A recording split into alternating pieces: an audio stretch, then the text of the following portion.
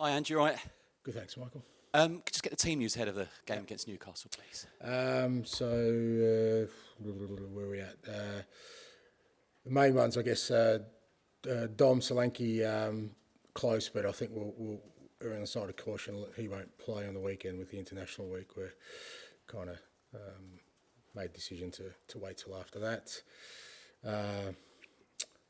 Bentancur's all good.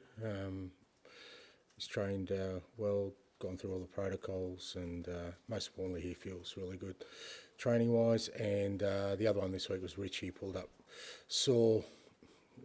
I think there's an injury there, muscle injury. We're just getting more information, but he'll be out as well. I think that's it. Okay, mixed bag then. Yeah. Obviously, deadline day. Done some really good business. Dominic Solanke, Archie Gray, Wilson, a few others, Lucas from January. Is that it now, do you think, in terms of incomings? Yeah, I think so. I don't think unless something surprising jumps out at us in the last 11 hours or whatever it is. But no, I think that's it for us. Just in the Europa League draw, some cracking ties. Rangers, I bet you can't wait for that one. No, exciting. Good to be a part of it, and some good games, and I'm sure I'll get a warm reception at Ibrox. They'll be looking forward to seeing me. Yeah. Let's hope it's still at Hampden. In terms of that, though, the squad. Obviously, there were some injuries last season with no Europe. If there are no incomings today, though, are you happy cover-wise? The odd injury here and there. Are you overall happy with the strength of the squad and the size? Yeah, look, if nothing else happens, I mean, there's still a couple probably will be moving out. But if nothing else happens, then I think it's been another positive window for us. I think, as I said, all along you want to go into every window and sort of come out the other side of it, in a stronger sense. I certainly feel that. I think the players who bought in are already making a short-term impact, but even for the longer term, I think going to be really good contributors for us. I think we've got a better sort of well-rounded squad to deal with Europe and the extra games and whatever injuries we have. And so I think it's been a real positive window. If that is it, you always said you can't do everything in one window. This will be like your third transfer window. Looking back from the squad you inherited, a lot of big names have gone out as well. Maybe not sort of fit in your system. Overall, happy overall with the progress? No, as I said, I'm very happy. I think we've done a hell of a lot of work in the last 12 months, 3 windows, as you said. No doubt the squad's changed. I think the demographic of the squad's changed. The suitability to the kind of football I want to play is certainly we're much better equipped for that. There's growth in the team, absolutely. I think we needed to do some fairly major work 12 months ago, and I think in the 12 months since, I think we've gone a long way to kind of getting the team to where we want to, but there's still more work to be done. I've said that before. It was never going to happen quickly. I don't think it should happen quickly. I think when it does happen quickly, it's you're more fraught to getting it wrong. So I think we're in a good place. Charlie. Ange, firstly, happy belated birthday. Thank you. I'm glad you remembered. I totally dismiss it. And too late, mate. Forget it. Go on. It's too late. Sorry, Michael. It's someone else's birthday. It's Eve's birthday today. And he said that last week he trained like a child who's been told off. And, of course, he went on to score his first Spurs goal last weekend. I just wonder, how has he trained this week? And in terms of that goal, what do you want to see more from him in games? Is it controlling the passage of play in midfield, or is it goals and assists? Look, I mean, I don't want to be too sort of flippant about it, because at the same time, we've said all along, this is about, trying to guide Biss so that he becomes, the best version of himself, both on and off the field. And, there's no doubting his qualities as a player. I think, from the moment I've arrived, every time he's been fit, I think he's played. So that's how highly I rate him. But at the same time, we feel there's areas of his game that he can improve, just around sort of, a word I use a lot, his discipline in terms of his positioning, in terms of, the way he plays the game. But a lot of that is, again, there's a correlation to off-field as well. And I think, he's been really focused and since the incident, and he understands. I think him not playing that first game sort of really hurt him, as it should. I think you can find players, but when they don't play, I think they feel it more. And he doesn't want to be in that position again, and he knows that not just for himself but for the whole group. We need him to be at his best so that he can contribute to the team, and he'll only do that if he continues to show the same focus and discipline he has. And what have you made to the start to the season of James Maddison? Because we've seen such a positive start, similar to last season. Yeah, he's been good, Maddison, really good. I think I said last week, when Maddison is physically in a good place, knock on wood, and he really is. His training's excellent. It's consistent. We know he's such a creative force in this league. He's done it for many years. So great to have him back up and running. And I think he's been excellent the first two games. And I can see in him that he really wants to take his game up another level, and hopefully he can. And in terms of Newcastle on Sunday, they've obviously got a really good recent record against Spurs. The game in Australia, I know it was a friendly, but it was much closer. So what can you take away from those games last season going into Sunday's match? Yeah, a bit of a contrast. I thought, obviously here at home we did really well against them, but fair to say up there we didn't.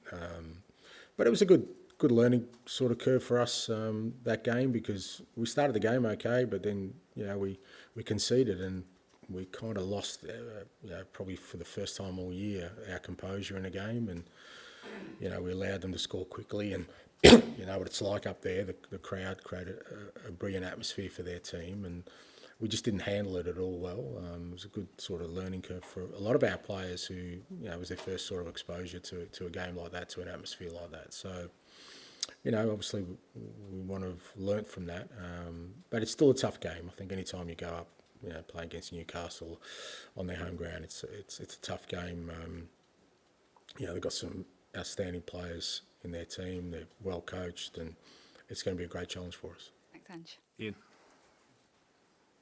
Hi, Ange, and can I reiterate happy 58th birthday for this week, as some people forgot? Yeah, well, it's my 59th, so you're being even kinder to me. Okay, fine, there we go. The Europa League draw, apart from Rangers, which obviously a lot of people will look at, there's some really excellent ties, but also it gives you a block of 8 games. And last season, because Spurs went in Europe and went out League Cup early, I think bemoaning is a fair word to use. The lack of games, actually your team had to get your team to play how you want and mix players around. Yeah, no, absolutely. I think I said on a number of occasions, I think people, were kind of trying to sort of steer me towards the fact that less games means we're sort of fresher for the league, which in some respects that works, but it doesn't work when, like us, we had a lot of injuries and we were putting in players who hadn't had a lot of football because we just didn't have the volume of games. Whereas now, it allows you now with the fixturing to get into a rhythm of knowing we've got 2 games a week pretty much right through till the end of January for the most part. Players within the whole squad will get utilised. So if we do have injuries, we're not throwing on somebody who hasn't played for 6 or 7 weeks. And like I said, it allows you to get into a rhythm. So, it means less training time, but hopefully we've had a good training block leading up to this sort of international window that sets us up for the rest of the year. So, look, I'd much prefer having a program like we have now, from now till sort of the end of January, than sort of what we faced last year. So you're a fan of the new format as well? Oh, it's interesting. Yeah, I think it'll be an interesting concept. A couple of extra games, the league format. I think it's different dynamics sometimes. In the group stages when it was, maybe after 3 games the whole thing was done and dusted. But I think it'll be alive a lot more now, right until probably the 8th game, because teams are fighting for positions. So I think there'll probably be less dead rubbers in European football, which I don't think is a bad thing. So happy to see how it works. In this day and age, players staying at clubs for a long time is relatively unheralded. Ben Davies has been here 10 years. Sonny has been here 9, played over 400 games in all competitions. What do those sort of players give to you as a manager in terms of when you're coming in and you're wanting to change as you have? Yeah, like I said, it's a bit of a rare occurrence, particularly at big clubs where players stay for that sort of length of time. But yeah, credit to both those guys that they've stayed at this club and played under numerous top managers, and they've all sort of rated them very highly to keep them at the club. And look, they're both great guys. I think they understand what the football club's about. It's great when you've got 18-year-olds walking into a dressing room, and probably two of the first people who will go and greet them are Sonny and Ben, and I'm quite comfortable in them being their first point of contact, because they're outstanding people apart from being fantastic footballers. So yeah, I think it's great, and it's only right that they get heralded in terms of their not just longevity, but the kind of service they've provided. Finally, the important deadline day is tomorrow. Are you ready to get your Oasis tickets? I hear you're a big Oasis fan. Yeah, no, I'll be queuing up, mate, overnight. Just no, great band, great music. Yeah, not on my radar at the moment, thanks. Yeah. Favourite song? No, Wonderwall. Okay, there you go. George?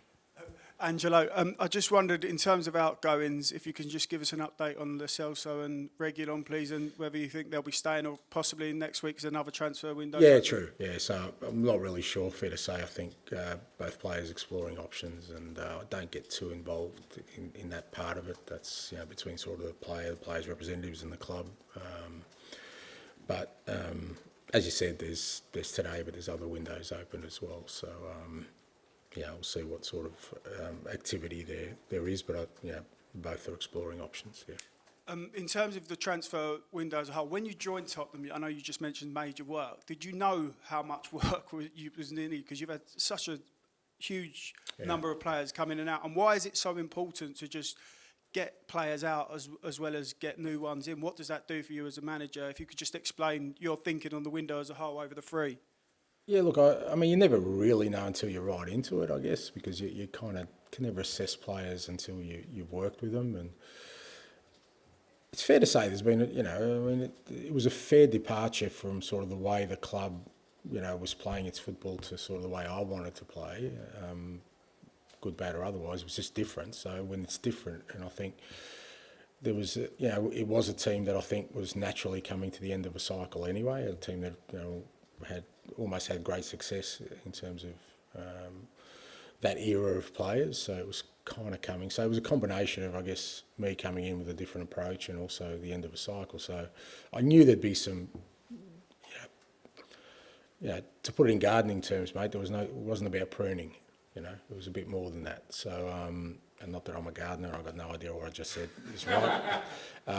But so we had to do some major work, and I've said before, part of that process is that you need to get players out just to create the space for others to come in. So sometimes it's not even a judgment on the player as such. You say, what, you could keep that player around, but that means I can't bring somebody else in, So you're kind of always looking at, contracts is an obvious one, who's coming to the end of a contract or in the last 2 years of a contract, because they're kind of more likely to be able to move rather than others. So all those kind of things. So there's a lot of things that you kind of put out, as a framework of how much you can change a squad in sort of 1, 2, 3, 4 windows. And I think we've just about gone to the maximum in terms of turnover without it affecting competitiveness, because obviously, we finished 5th last year, which was a decent outcome for us in terms of where we were. But, you don't want to be doing this and finishing 8th or 10th or, falling off sort of the top side of the table. So it's always a balancing act. But like I said, I feel we've done the maximum we could without it disrupting our competitiveness. It's not finished by any stretch, but I'm happy that we've kind of stuck to the plan in terms of discipline of just bringing players who we think can contribute short term, long term, but also suitable to the football we want to play. And sort of not get too caught up on sort of being in any rush to fast track a process. Is it risky doing that in terms of, you've got no idea how they're going to gel, so when you think about changing so many players, Does part of you think, oh, maybe we might have gone too far, or you think, I know you're saying you've heard on the, but is there a risk? Yeah, there is. Yeah, but there's risk in everything you do. There's no sort of sure path in any which way you go. All I got to rely on is kind of my knowledge and my history in the game. That usually, wherever I've been, and fair to say wherever I've been, I've had to overhaul squads. There's a process that I kind of go through, which, for the most part, works. And that's what I've got to rely on in terms of. That I'm not just saying, well, let's just get rid of 10 players and bring in 10 players. It's a bit more sort of hopefully methodical than that, so that we try and get as many right as we can, because you're never going to get them all right. I think that's the other fallacy about transfers. People think, you got to have a 100% hit rate. That's impossible, because if you're bringing every player in and they're great, there's only 11 positions in the team. So there's always going to be guys who are going to miss out. So if you've got a really good transfer policy, it probably means that's at about 70 or 80%, because there's always going to be a 20 to 30% attrition rate just because you've got everyone right. So that's kind of the measurements I've always worked with. And, I think while there was risk, I think you can mitigate that risk by sort of sticking to a process. Down to George, please. Jack, please, sorry. Hi, Ange. Do you feel like you've been backed this window? Yeah. And in terms of the age profile that you were talking about, was that always the explicit plan from the start, and how important do you think that is for the club? Yeah, well, it was definitely part of my plan, because I think when you're trying to build or rebuild a team, you've got to,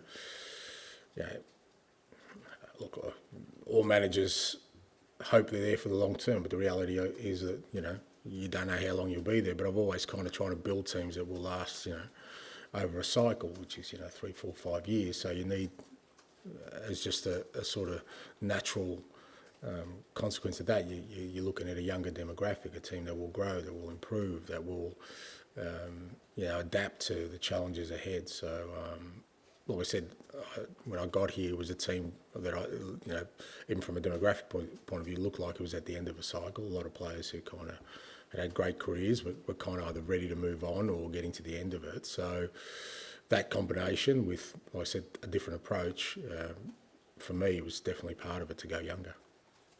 So before you got here, Spurs didn't really have many young players in the team, but now there's a lot of guys here aged between 18 and 23. How does that change the feel around the place, and how does it change your job?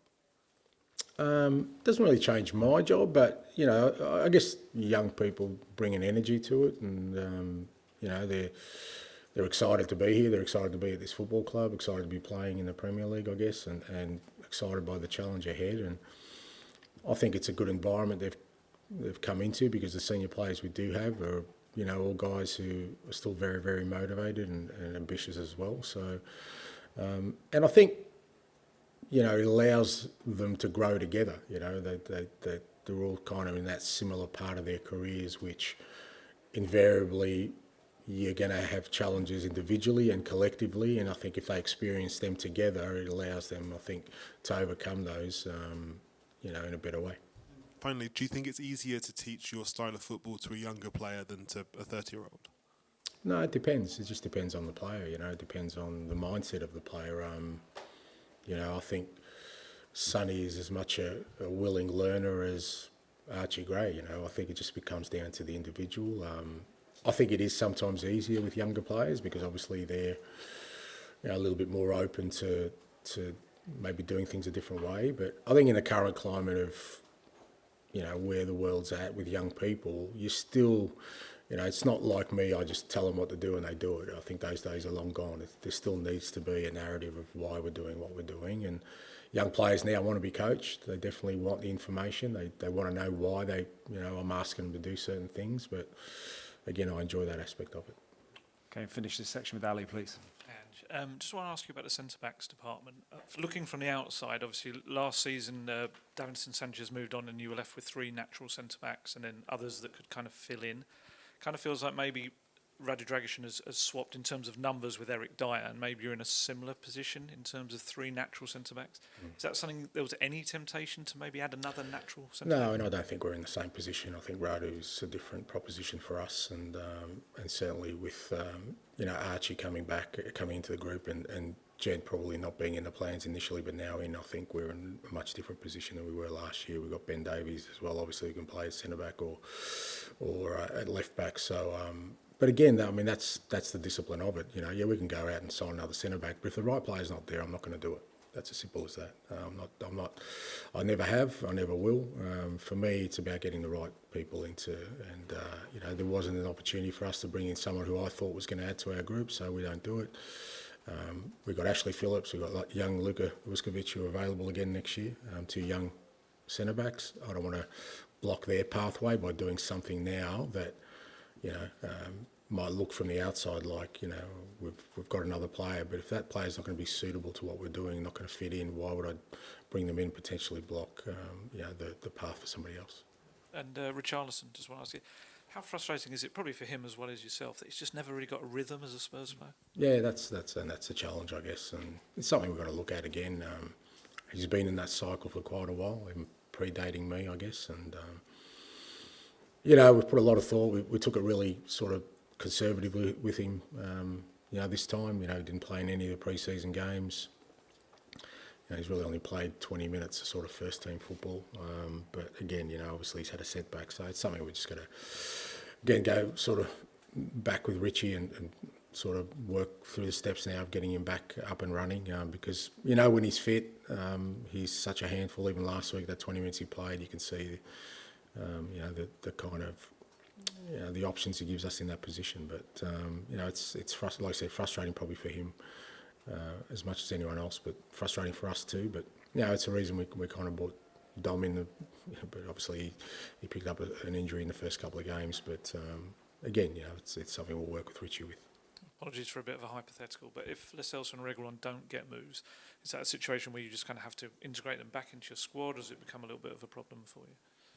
No, no. They don't have to get integrated back to the squad. I mean, it's their decisions. I mean, you know, I kind of, it's pretty clear where they sit in terms of where we are as a squad and where we are as a team. But you know, I've never been one to force people out. They've got decisions about their own careers and what they want to do. And you know, if they're still here, they're still here. We'll work around that scenario, but it certainly won't affect the way we work in the first team.